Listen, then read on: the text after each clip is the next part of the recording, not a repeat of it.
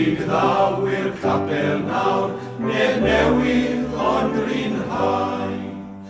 Un ffyddlon iawn i'r capel bach, oedd Dafydd dyddi'n creu. Roedd ef a Sian yn fawr eistedd yng nghwmni yr un rhai.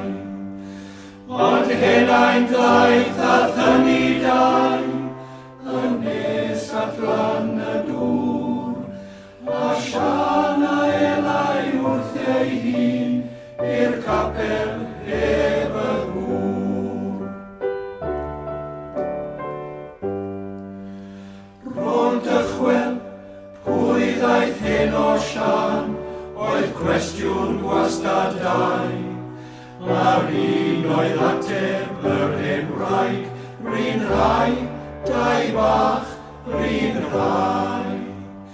Gwaethygu wnaeth yn frawd cyn hir, a Sian yn holi'n syn. Pwy geid i'n mwni deu o bach, yr ochr draw i'r glyn. I ffordd